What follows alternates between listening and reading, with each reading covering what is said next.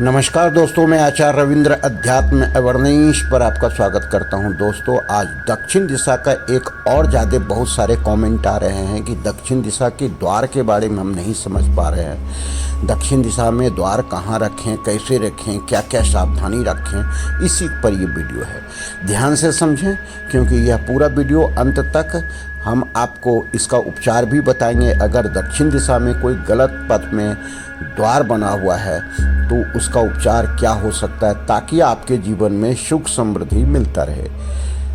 Content है कि सुख समृद्धि कैसे मिले, धन दौलत कैसे मिले दक्षिण दिशा में। दक्षिण दिशा में 60% जो निर्भर करता है वहाँ का मुख्य द्वार। मुख्य द्वार अर्थात दक्षिण दिशा का पूरा क्षेत्र जो है वह नेगेटिव एनर्जी से भरा हुआ है, जिसके देवता यम देवता है, मृत्यु के देवता है।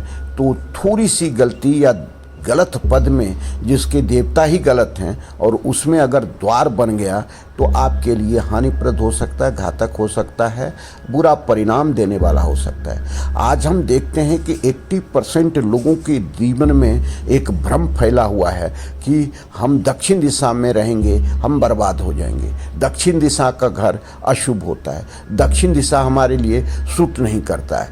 ये आप समझिए कि बिल्कुल मिथ्य है।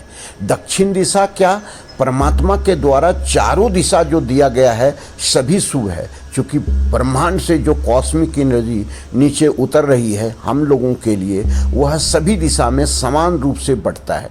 केवल इसमें 45 देवता जो हैं, 32 देवता के जो पद हैं जो हमको आते हैं उस पर निर्भर करता है कि किस पद में आपका द्वार है। एक छोटा सा उदाहरण क्लियरेंस के लिए आप समझिए कि अगर पूर्व का ही द्वार है, अब पूर्व में भी गलत पद में बना हुआ है जिसका देवता निगेटिव एनर्जी देने वाले, अशुभ फल देने वाला है, तो अशुभ फल आएगा। उत्तर दिशा में भी अगर ऐसे जगह द्वार बना हुआ है जिसके देवता अशुभ फल देने वाले हैं अर्थात नेगेटिव एनर्जी के देवता हैं, तो वह नेगेटिव एनर्जी देगा, अशुभ फल देगा। तो इसी प्रकार दक्षिण दिशा में आ जाइए कि दक्षिण दिशा में जितने भी द्वार हैं उसमें कोई शुभ फल देने वाले हैं, कोई अशुभ फल देने वाले हैं।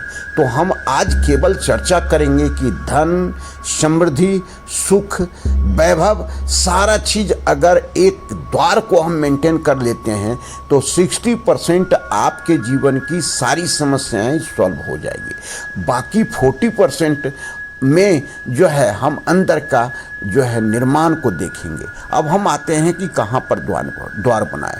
अग्नि कोण से नैऋत्य कोण जो पूरा आता है 135 डिग्री से 225 डिग्री के बीच में, इसको अगर हम 9 पद में बांट लेते हैं तो हम जो तीसरे और चौथे पद है, जो सबसे प्रमुख पहला है चौथे पद में, उसके बाद अगर उतना में आपका द्वार नहीं बन रहा है तो तीसरे पद को भी ले सकते हैं।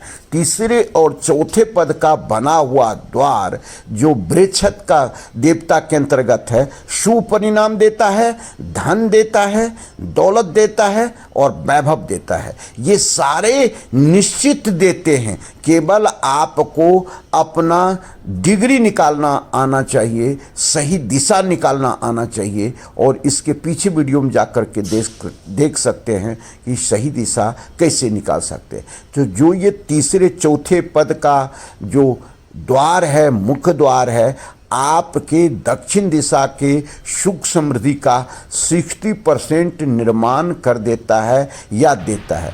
तो धन, दौलत, वैभव, मान, सम्मान, सारा चीज़ ये द्वार आपको दे सकता है। अब द्वार में क्या क्या करना है? द्वार 4 चौखट का द्वार बनाना है पहला चीज़।